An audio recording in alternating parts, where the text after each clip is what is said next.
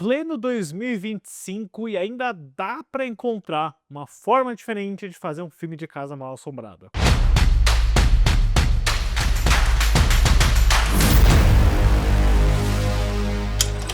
Olá, fãs da sétima arte, meu nome é Lucas Nascimento e esse é o Lucas Filmes. E hoje estou aqui, né, um pouquinho antecipado, mas ao mesmo tempo atrasado, porque esse filme já saiu nos Estados Unidos há muito tempo, para falar de um longa que vai estrear no Brasil no próximo mês, que vocês certamente deveriam ficar de olho, que é A Presença, o novo filme dirigido pelo Steven Soderbergh, mais um dele nesse ano. Mas antes eu vou pedir para você curtir esse vídeo, se inscrever no canal e ativar o sininho para não perder notificação dos próximos vídeos. Bom, pessoal, acho que poucas coisas chamam mais a atenção do que uma pessoa, do que um espectador comum, do que você falar para ela de uma história de casa mal assombrada. Tem um fantasma, tem um espírito. Isso é, desde o início dos tempos, todo mundo automaticamente vai ficar interessado numa história desse tipo. Mas como que você reinventa esse gênero que tá de pé há tantos anos, há literalmente décadas de existência, normalmente feitos de uma forma que você já sabe como funciona, o clássico jump scare, o susto barato, pessoas que se mudam para uma casa, começam a experienciar eventos estranhos.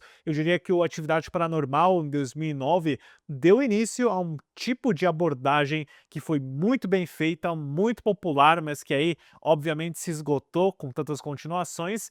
Mas corte agora para 2023, na verdade, quando o cineasta Steven Soderbergh, um dos caras mais versáteis e trabalhadores da indústria contemporânea, eu falei um pouquinho dele no meu vídeo do Código Preto, o Steven Soderbergh chega com um projeto super secreto, super simples e experimental também, com o roteiro do David Koepp, um dos roteiristas mais requisitados de Hollywood, é o cara por trás de Jurassic Park, do primeiro Homem-Aranha, ele tá trabalhando com o Steven Spielberg num novo filme de Aliens também. Eles desenvolvem essa história de terror, de fantasmas e aparições de uma perspectiva muito única. E se a câmera fosse em primeira pessoa para acompanhar a visão do espírito, da presença, né? Quase o que o Nickel Boys fez há alguns meses atrás, lá, o filme de Oscar, só que agora você é literalmente um observador onisciente, mas que ninguém parece ser capaz de enxergar. Então, é uma ideia muito ousada, eu admiro bastante o método quase guerrilha que o Soderbergh realizou esse filme, porque foi um orçamento de apenas US$ 2 milhões, 11 dias de gravação, onde o Soderbergh foi, como sempre, né, o diretor de fotografia, o montador, mas também o operador de câmera, ele que fez todo o trabalho manual aqui, numa câmera bem acessível, por sinal, é uma Sony A7 DSLR, que, tipo assim, quando você vê que um filme desse foi feito numa câmera assim, é meio que assim, inspirador para qualquer pessoa que sonha em fazer cinema, que faz curtas-metragens. Você pensa, caramba, o cara fez um filme desse com uma câmera dessa. O Soderbergh ele é muito louco, porque ele tá sempre buscando uma forma inovadora de fazer os filmes dele, né? Ele já fez com câmeras RED caríssimas, com iPhones, agora uma câmera DSLR. O cara, ele é. Eu gosto de como, apesar de ele estar há muitos anos na indústria, trabalhando em vários níveis altos de produção, ele nunca deixa de lado o espírito independente e experimental dele. E justamente por isso, né, o Presença, na sua duração de pouquinho mais de 1h20, ele é muito curto, ele compreende que, né, você ter uma narrativa em primeira pessoa vai cansar, não dá para sustentar mais de 2 horas com isso. O resultado foi bem catártico para mim, foi muito diferente da maioria dos filmes do gênero que eu vi, né, e ao mesmo tempo ele é assustador, incômodo, mas também muito bonito e emocionante no tipo de história que ele tá querendo contar, que é, né, não tem como resumir numa sinopse simples, né, você tá acompanhando uma família, um pai, uma mãe, um filho, uma filha, recém-chegados numa casa, e aí eles começam a passar por toda a fórmula de um filme de casa mal-assombrada, quando alguma presença começa a se manifestar, especialmente com a personagem da Kalina Liang, que é a filha aí da família. É uma experiência muito curiosa, pessoal, porque, né, você meio que se sente como um voyeur durante boa parte da história, a câmera ela vai se mexendo, indo pra lá e pra cá, e o que é incômodo do filme é que em momentos em que a câmera fica muito tempo vendo a personagem da Liang, por exemplo, né, tá do lado dela, a câmera rodopiando, observando de longe, você começa a se projetar na terceira pessoa e imaginar como seria se você não tivesse a visão do fantasma, né? Tipo, como seria essa ideia de que tem uma força invisível do lado da personagem? É incômodo, é uma sensação muito curiosa, porque você não vê essa presença como algo hostil, como algo vilanesco. Você começa a entender ao longo da história o que que a presença quer, qual que é o objetivo dela, e isso é realmente surpreendente.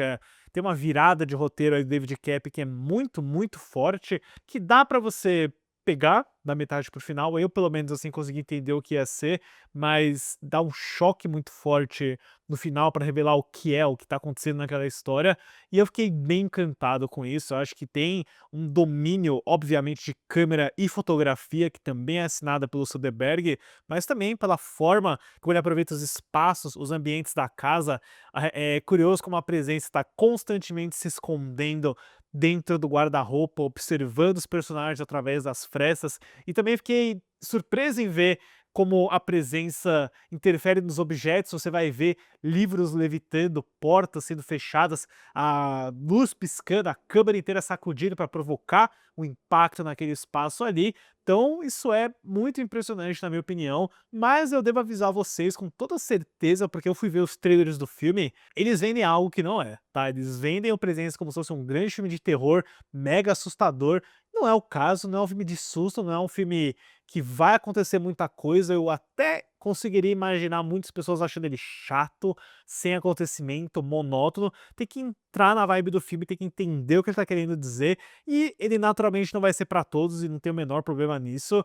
Eu comprei 100% a experiência, eu adorei a ideia. É difícil falar sobre o filme assim, sem entregar detalhes, sem falar sobre o final, porque o final talvez seja o elemento mais forte, mas eu gosto como, por exemplo, o David Koepp vai plantando várias pistas interessantes sobre a história geral que ele tá tentando construir, e até da forma como ele engana o espectador, porque em várias cenas ele vai plantando uma certa intriga entre o pai e a mãe, são vividos pela Lucy Liu e o Chris Sullivan da série This Is Us, onde parece que tem um problema no casamento deles. O Chris Sullivan tá suspeitando que a esposa dele esteja envolvida em alguma atividade ilegal, que ela tá escondendo alguns e-mails, mas tipo, não leva a nada isso, sabe? É só uma pequena distração pra meio que confundir o espectador, pra não enxergar o que realmente vai acontecer, o que tá por trás dos lençóis brancos dessa presença. Mas é muito bom, eu gostei, pessoal. E eu fiquei também surpreso em como a trilha sonora do Zack Ryan é muito melódica e orquestral, que contrasta totalmente o tipo de filme que a gente viu nessa estética, né, como o próprio Atividade Paranormal. Ela fala bastante a música do filme, né, ela pontua algumas viradas e transições de uma forma bem presente. E é curioso também, né, não poderia deixar de mencionar o fato de que ver a história inteira desse ponto de vista é quase como se estivesse domando aquela câmera de primeira pessoa dos espíritos do Evil Dead, A Morte do Demônio, do Sam Raimi. É meio que pegar aquela linguagem e fazer um filme inteiro disso, né? E eu fiquei bem encantado em como as movimentações de câmera desse filme aqui dizem muito, né? Especialmente no final. A tomada final desse filme é inacreditável, e eu recomendo a vocês, pessoal. Eu recomendo que vocês deem uma chance para a presença, mas que tenham a ciência de que não é um filme de terror tradicional. Eu nem sei se dá para dizer que ele é um filme de terror, ele é mais, né, um drama, né? E de certa forma remete um pouco ao A Ghost Story, com o Casey Affleck e a Rooney Mara, que é um outro excelente filme sobre pós-vida, sobre vida após a morte. Dê uma conferida depois, mas fica aí a minha absoluta recomendação de Presença, que estreia nos cinemas no Brasil em abril. Pra Presença, eu dou uma nota 8, 2 de 2 pro Steven Soderbergh 2025, hein, pessoal? Ele conseguiu trazer dois ótimos filmes de gêneros completamente diferentes, de abordagens e execuções radicalmente distintas. Não parecem filmes feitos pela mesma pessoa, mas dois resultados muito fortes, duas das melhores experiências que eu tive em 2025 até agora. Certo, pessoal? Obrigado pela visita e até a próxima sessão.